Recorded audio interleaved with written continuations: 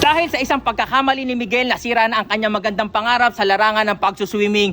Guys, nasayang ang kanyang effort, ang kanyang how many years na training. Ultimo, ang kanyang coach ay nadismaya ng sobra-sobra. Ganun na rin ang kanyang mga fans dito sa Laguna. Alam nyo guys, ikukwento ko sa inyo kung ano ang istorya na nangyari kay Miguel. Guys, si Miguel ay isang pinakamagaling na swimmer dito sa San Pablo City at siya ay representative namin. Siya ay taga Bulaho. Alam nyo guys, ay napakadami man naming mga taga San Pablo na pumunta doon sa venue na para panoodin at suportahan ang kanyang swimming competition. Ngayon guys, nung mag-uumpisa na ang swimming competition, nandoon siya sa platform, nakaganyan na silang lahat guys. Dahil talaga nakafocus siya na gusto niya na maging champion. Aksidente guys, ay tumalon na kagad si Miguel kahit hindi pa nag-go signal, siguro dahil sa sobrang excited na kagad niya or kung anumang rason na nangyari doon. Guys, dahil doon sa ginawa niya na yon, dahil hindi pa nag-go signal, wala pang ang putok, ay tumalon na kagad yon sa swimming pool. Kaya guys, ay na-disqualified siya at inalis na siya doon sa competition na yon. Nadismaya ng sobra si Miguel.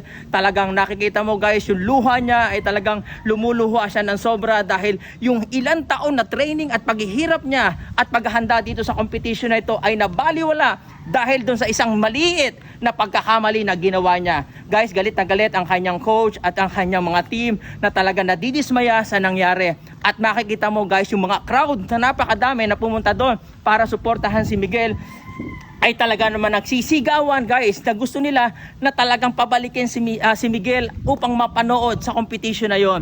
Binigyan ng chance ang official guys at ni-review nila kung ano ang nangyari.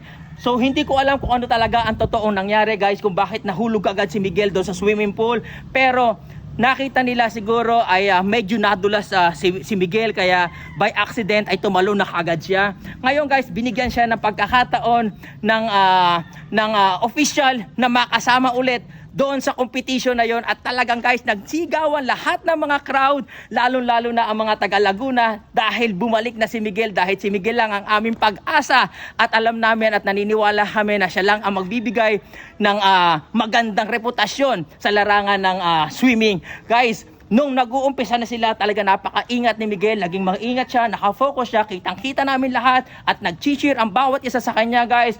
Nung pumutok na ngayon ang barel guys, ay talaga namang sabay-sabay silang tumalon at makikita mo na si Miguel ay napaka-agresibo guys. Sa pagtalon pa lang niya, talaga makikita mo guys, ibinigay niya ang buong effort niya at pag-dive talaga niya guys, makikita mo ay para siyang baby shark na talagang napakabilis mag-swimming. Ibinigay niya talaga lahat ng kanya mga power. Kung makikita mo guys, ay para siyang humahabol doon sa mga tuna na talagang gusto niyang sakmalin. Ganon talaga ka-agresibo ang kanyang pagsuswimming.